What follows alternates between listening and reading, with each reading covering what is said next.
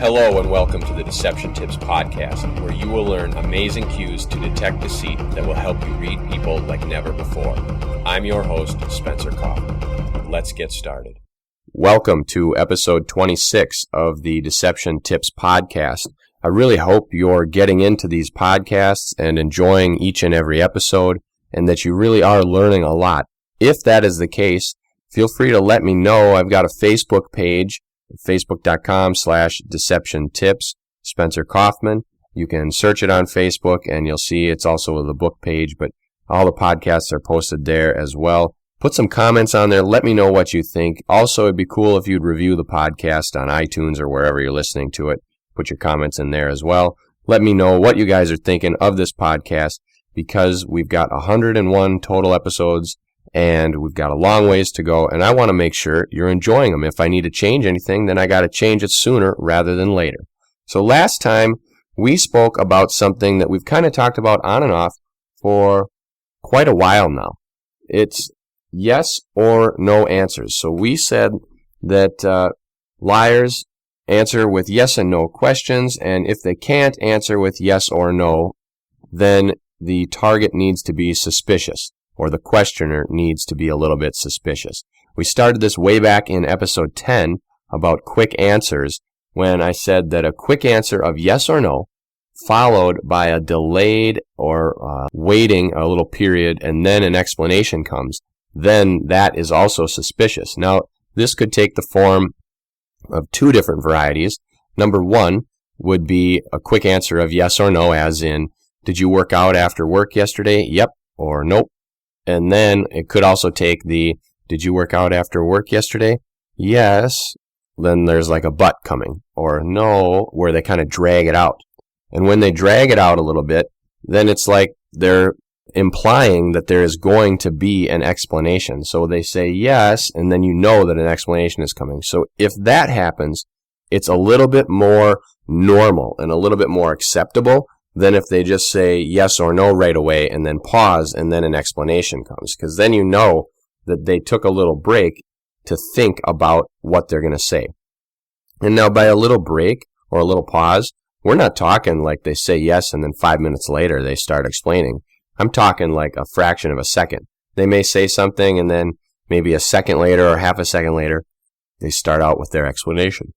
We also talked about this in converting statements, like when we said converting positive statements to negative and negative to positive. That was in episode 9, actually. And I hinted a little bit there on yes and no responses, because I said, well, if you use implying questions that are not yes or no, that's kind of where we started out and said, look, the best questions to ask are yes or no questions.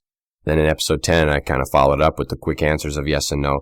And then last time, we really dove into it and learned a lot more about the differences in responses of yes or no. So the longer it takes a liar to answer, or the longer it takes anyone, I guess, to answer a yes or no question, the more suspicious the target should be. The reason is because the simplest and easiest question is a yes or no question. If I ask you, did you go to work yesterday? You immediately, come on. Did you go or not? Yes or no? It's not an essay question. That's a line that my uncle always used to say. It's not an essay question.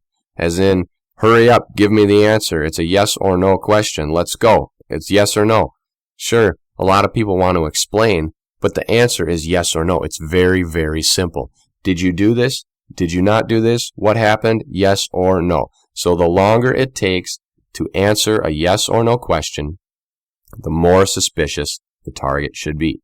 Now today we've got another deception tip, and it's one that kind of piggybacks on another one that we talked about a while ago. We talked about it in episode 21, and it was suggesting answers, where a person, the questioner or the target, can suggest answers to the people who are giving the story or the liar. And sometimes they may agree with or incorporate those answers into their stories. It's also like where you can kind of give them certain stories, like that example that I gave you about the people in Texas when I had said, oh, I've never been to Texas, have you? And they said, no. Boom, I caught them in their lie because of that, because I started to believe them, or not really believe them, but I started to give them a hint or show them a false reality that I was believing them, and then they got to open up a little bit more. Or I suggested different scenarios that they didn't know whether or not they were real or not, and they just started running with it and using it in their lie. So that's how you can know that they're lying. So this time, today, we are going to continue on the strategy side of things, of suggesting answers or giving them things to work with. Today, we're going to talk about accusing them of more serious crimes. So, for example, when I talked about suggesting answers and I mentioned that liars will often admit to certain things, or you can use some things to leverage them to get them to fess up to other things, that's what it is today. If you accuse someone of a greater crime, chances are they'll fess up to the less crime. So maybe they stole something and you charge them, you say, this is going to be a felony. You stole, not only did you steal the piece of gum from the grocery store, but you happened to grab the baseball card and that was worth $500,000. That's grand larceny. You're looking at life in prison. And the person is like, well, wait a minute. Whoa, I just took a couple pieces of gum. Boom, they fessed up. So that's what it is today. Here it is. Deception tip 26. Oftentimes, accusing a liar of a more serious crime may entice them to admit to or agree with the accusation of a lesser crime. Here it is again. Oftentimes, accusing a liar of a more serious crime may entice them to admit to or agree with the accusation of a lesser crime. So what's happening here? What are they doing? Well, we're going to talk a lot more about it coming up right after this.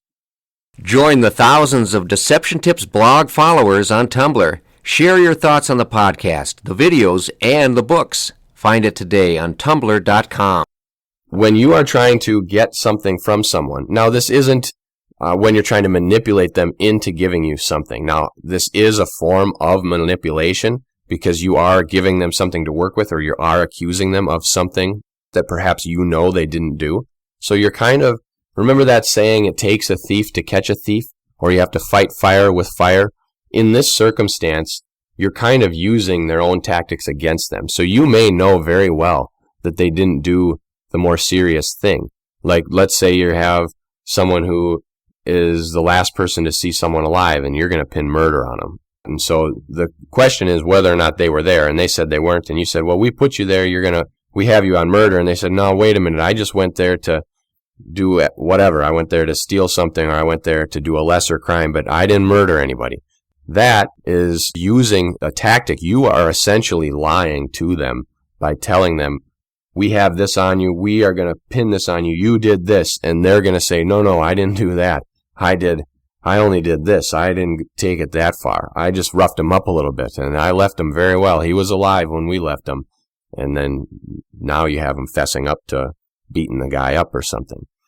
Now, these examples that I've given you, yeah, they all have to do with crimes or law enforcement or anything. And you may be wondering, like, well, wait a minute. I'm not a cop, or I'm not a detective or an interrogator. So how can I use this? Well, you can use it in your everyday life. This is something that you can use with your kids. Hey, did you take the trash out? I did. I took the trash out. Okay. Well, you broke the garbage can. Oh, I'm sorry. No, I didn't. I didn't take the trash out. It's kind of a different scenario in that, and we talked about this before, where you caught them in their lie by accusing them of something else that was greater than the consequences of their lie. Or you could do things like using it in your job with sales or with working with other employees. When you get people to do greater things, they often do lesser things. So if you're saying, well, I'm going to give you XYZ job responsibility, or we're going to sell you this at XYZ price, they may say, no, wait a minute now, that's too much, or that's not right. Then they'll come down and use the other one. For example, let's say you're going to go buy a new rug, and you go look at the rug and you say, you know what? I'll give you $1,000. And the person says, wait a minute, $1,000? I wouldn't sell it for less than $1,600. And it's a $4,000 rug. Boom. You just got it for $1,600. Why? Because that person fessed up to your lowball offer, and that kind of worked out that way. So it is a sort of manipulation tactic. However, it depends on you how you are going to use it. You can use it for many different ways. You can use it in many different scenarios. You can twist it. You can do whatever you like with it. But it's up to you whether or not you are going to use it for seeking the truth or for finding and furthering deception. And that is true with any of these tips. I tell you a tip on how to read people or how to catch a liar, and if you turn around and use that the other way, as in, well, make sure to watch out for people who fold their arms or who cross their legs a certain way, and you say, okay, well, now when I lie, I know not to do that. That's entirely up to you. Whether or not you want to take this information and use it for a benefit or use it for harm is up to you. I'm telling you, though, if you use it for benefit, it will be a lot better for everyone else. So accusing liars, why does this work? It works because it's a fear tactic. When someone is accused of something greater, when they start to see the walls close in on them a little bit and they start to realize that, hey, wait a minute, I got caught. This is no longer me lying to try to get away. Now it's about how can I preserve what I have left.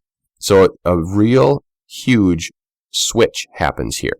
It's like a completely different form of interrogation and questioning, not only for the interrogator or the target, but also for the liar. So initially, when a liar is telling lies, his or her primary goal is to get away with that lie, is to make sure that other people believe what he or she is saying. They want to be believed. It's about fooling someone else. So there's a tension inside their body, which we've talked about many times, and this is why all of the leakage occurs. The conscious and the unconscious are fighting against each other. That creates a tension, and leakage happens as a result of that.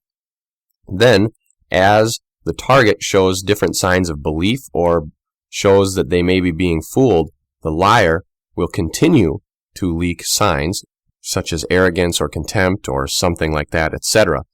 And they will start to believe that the target is believing their lie. At that point, they kind of ease up a little bit, and now they can get caught or trapped in their lie because they think that they have already won.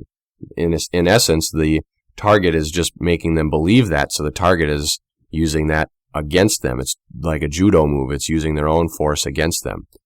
Then, when the liar starts to realize that the target is not believing them, now the tension comes back and it's even greater because they said, well, wait a minute. I was tense. I was telling the lie. I was happy for a minute because they believed me.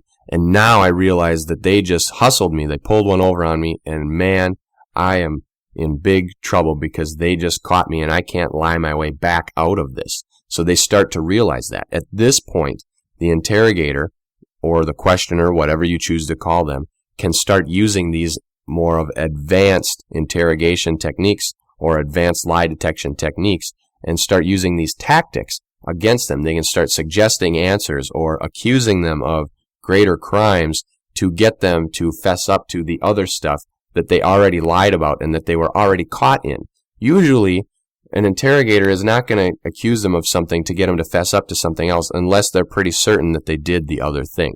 So that has already been determined through the other interrogation. They have already really caught them in their lie. They know that they're lying, and now it's just about showing them that they were stupid about lying and giving them these other alternatives to kind of now own up to it so that they feel a little bit better, and then that eases the tension, and now they say, look, I've already caught you in the lie. Now you just confessed. Let's move on. Let's continue. Let's get you to sign some paperwork, or let's get you to do whatever is next, and let's start the process down so we can wrap this up and get it behind us. And then usually they start to cooperate very, very much. And it's a lot better of a scenario if that can happen. So there's a real progression in the mind of a liar when they're going. It's all just a big battle. They're tense, then they may ease up. Then when they get caught again, now it's like they explode inside. And then when they fess up, now there's like a relief, like finally, I guess I just told the truth. And then the interrogator can push a little bit more, and now they're going to feel better with letting it all go out. They've told the truth.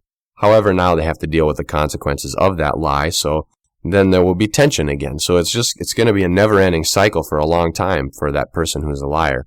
So that is why it is very important to tell the truth, if at all possible. Obviously, you don't want to be a blunt instrument and just tell the truth all the time. Boy, that haircut looks stupid on you, or whatever. Ah, man, you shouldn't have wore that shirt today, or something like that. That's very, very insensitive and jerkish.